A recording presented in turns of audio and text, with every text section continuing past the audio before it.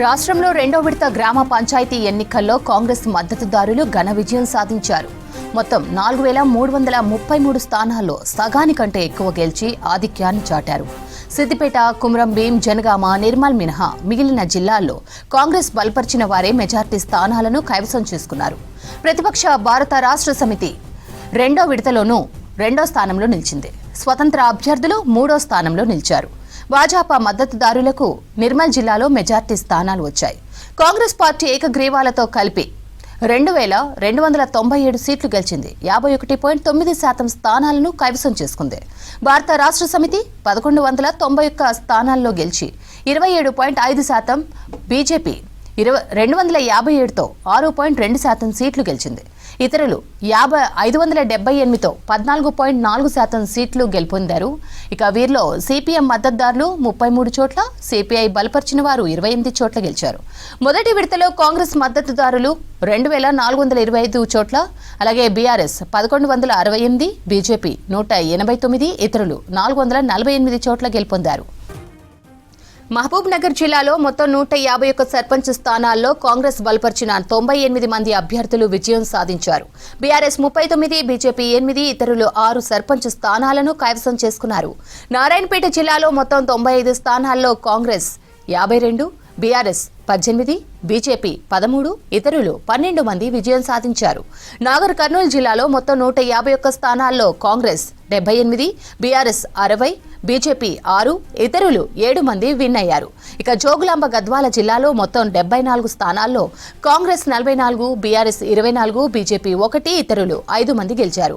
వనపర్తి జిల్లాలో మొత్తం 94 సర్పంచ్ స్థానాల్లో కాంగ్రెస్ బలపరిచిన సర్పంచ్ అభ్యర్థులు 55, బీఆర్ఎస్ 28, బీజేపీ 2, ఇతరులు 9 మంది విజయం సాధించారు. మహబూబ్ నగర్ జిల్లాలో రెండో విడత పంచాయతీ ఎన్నికల ఫలితాలపై మరిన్ని డీటెయిల్స్ బాలకృష్ణ అందిస్తారు. బాలకృష్ణ.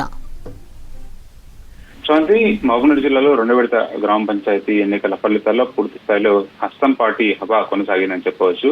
ఎందుకంటే మొత్తంగా 565 గ్రామ పంచాయతీ సంబంధించినటువంటి ఎన్నికలు జరిగితే అందులో కాంగ్రెస్ పార్టీకి సంబంధించి 300 పైచిలుకు 309 స్థానాల్లో కాంగ్రెస్ పార్టీ అభ్యర్థులు, కాంగ్రెస్ పార్టీ బలపరిచిన అభ్యర్థులే ఘన విజయం సాధించారు. అందులో బీఆర్ఎస్ సంబంధించినటువంటి ఈ పార్టీకి సంబంధించిన మద్దతుదారులు 175 స్థానాల్లో గెలుపొందారు. బీజేపీకి 29 స్థానాల్లో, ఇతరులు 52 స్థానాల్లో విజయం సాధించారు. దీన్ని బట్టి స్పష్టంగా కాంగ్రెస్ పార్టీకి సంబంధించినటువంటి అభ్యర్థులే 300 పైచిలుకు స్థానాలు, అంటే బీఆర్ఎస్ కంటే రెట్టింపు స్థానాల్లో ఘన విజయం సాధించారు. ఇది మొదటి విడత ఎన్నికల ఫలితాల కంటే కొంత అదనంగా ఫలితాలు ప్రతిబింబించాయని చెప్పవచ్చు. జిల్లాల వారీగా కనుక పరిశీలిస్తే మహబూబ్ నగర్ జిల్లాలో మొత్తం 151 స్థానాలు ఉంటాయి. అట్లా అందులో కాంగ్రెస్ పార్టీకి 98, బీఆర్ఎస్ 39, బీజేపీ 8, ఇతరులు 6 స్థానాల్లో విజయం సాధించారు. ఇక్కడ ప్రత్యేకించి చెప్పాలంటే మహబూబ్ నగర్, దేవరకద్ర నియోజకవర్గాలకు సంబంధించినటువంటి మండలాలు ఉన్నాయి. అందులో నారాయణపేటకు సంబంధించిన మండలం, కోయిల్కొండ మండలం కూడా ఉంది.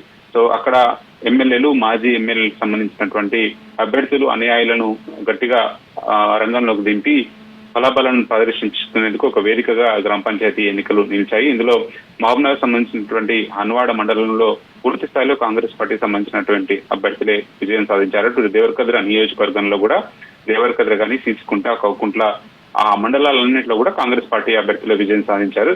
కానీ కీలకమైన స్థానాలు ఉంద్యాల కానీ, లేకపోతే ఉంద్యాలతో పాటు దమగ్నపురం, దేవరకద్ర ఎమ్మెల్యే సొంత గ్రామంలో మాత్రం అనూహ్యంగా కాంగ్రెస్ పార్టీ సంబంధించినటువంటి అభ్యర్థులు ఓటమి పాలు కావడం జరిగింది. మిగతా మాత్రం అన్ని స్థానాల్లో కాంగ్రెస్ పార్టీ అభ్యర్థులే విజయం సాధించారు.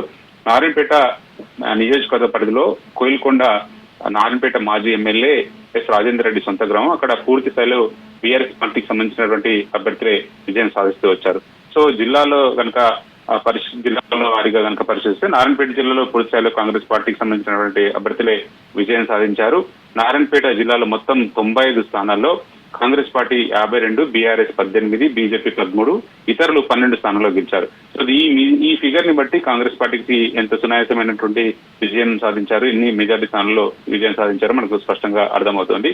నారాయణపేట జిల్లాలో దామరగిద్ద కానీ, ధన్వాడ, మరికల్, నారాయణపేట మండలంలో అన్ని స్థానాల్లో కూడా కాంగ్రెస్ పార్టీకి సంబంధించినటువంటి అభ్యర్థులే విజయం సాధించారు. ఇందులో ప్రత్యేకించి నారాయణపేట జిల్లా మహబూబ్ నగర్ సంబంధించినటువంటి ఎంపీ డికేఆర్ ను, అట్లాగే నారాయణపేట ఎమ్మెల్యే పర్ణికారెడ్డి సొంత మండలమైనటువంటి ధన్వాడ మండలంలో కూడా ప్రత్యేకించి ధన్వాడ హెడ్ క్వార్టర్ లో గ్రామ పంచాయతీ ఎన్నికలు జరిగాయి. అక్కడ డికేఆర్ వర్గీయులే విజయం సాధించారు. సో అత్తకోడళ్ల మధ్య నెలకొన్నటువంటి ఈ వార్లో అత్తే పైచేయి సాధించారు. అక్కడ బీజేపీ అభ్యర్థి దాదాపు 600 పైగా ఓట్లతోటి విజయం సాధించారు.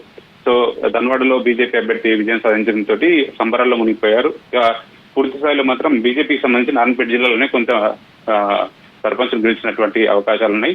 సో మిగతా నార్కల్ జిల్లాలో కూడా కాంగ్రెస్ పార్టీకి సంబంధించిన అభ్యర్థులే విజయం సాధించారు. అందులో మొత్తం నార్కల్ జిల్లాలో 151 స్థానాలు ఉంటే అందులో కాంగ్రెస్ పార్టీకి సంబంధించిన అభ్యర్థులు 78, బీఆర్ఎస్ 60, బీజేపీకి సంబంధించినటువంటి 6, ఇతరులు 7 స్థానాల్లో విజయం సాధించారు. నార్కల్ జిల్లాలో కొంత మేరకు బీఆర్ఎస్ ప్రభావం చూపించిందని చెప్పవచ్చు. ఎందుకంటే కాంగ్రెస్ బీఆర్ఎస్ మధ్య గట్టి పోరే నెలకొని ఉంది. కొల్లాపూర్ అట్లాగే తిమ్మాజిపేట, బిజినపల్లి మండలంలో తీవ్రమైనటువంటి ఉత్కంఠ రేపాయి. ఆయా స్థానాల్లో బీఆర్ఎస్ కాంగ్రెస్ కి గట్టి పోటీ ఇచ్చింది. కాకపోతే మెజార్టీ స్థానాలు మాత్రం కాంగ్రెస్ పార్టీ కైవసం చేసుకుంది. ఇక జోగులాంబ గద్వాల జిల్లాలో కూడా మొత్తం 74 స్థానాల్లో గాను కాంగ్రెస్ పార్టీ 44, బీఆర్ఎస్ 24, బీజేపీ 1 స్థానంలో విజయం సాధించింది. ఇండిపెండెంట్లు మాత్రం 5 స్థానాల్లో విజయం సాధించారు. హైజా వడ్డేపల్లిలో కాంగ్రెస్ కి బీఆర్ఎస్ మధ్య తీవ్రమైనటువంటి పోటీ కనిపించింది. రాజోలీలో మాత్రం బీఆర్ఎస్ ఆధిపత్యం కొనసాగింది. ఇక మల్దకల్ మండలంలో వన్ సైడ్ గా వారు కొనసాగింది. అక్కడ కాంగ్రెస్ పార్టీ అభ్యర్థులే పూర్తి స్థాయిలో ఘన విజయం సాధిస్తూ వచ్చారు. ఇక వనపర్తి జిల్లాలో కూడా మొత్తం 94 స్థానాలు ఉంటే అందులో కాంగ్రెస్ 55, బీఆర్ఎస్ 28, బీజేపీ 2 స్థానాల్లో, ఇతరులు 9 స్థానాల్లో విజయం సాధించారు.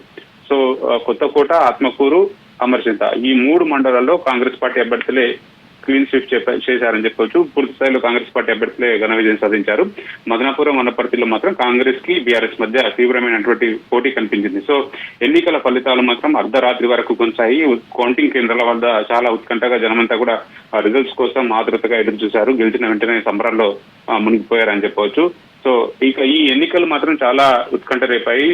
మామనాడు జిల్లా వ్యాప్తంగా మైగ్రేటెడ్ ఓటర్స్ ఎవరైతే ఉన్నారో వివిధ రాష్ట్రాల్లో వివిధ ప్రాంతాల్లో స్థిరపడ్డ వాళ్ళంతా కూడా ఉత్సాహంగా ఓటింగ్ లో పాల్గొన్నారు. వాళ్ళంతా కూడా ఓటింగ్ రిజల్ట్స్ వచ్చేంత వరకు కూడా చాలా ఈగర్ గా వెయిట్ చేసి రిజల్ట్స్ వచ్చిన తర్వాత సంబరాల్లో పాల్గొన్నటువంటి పరిస్థితి కనిపించింది. ఓటు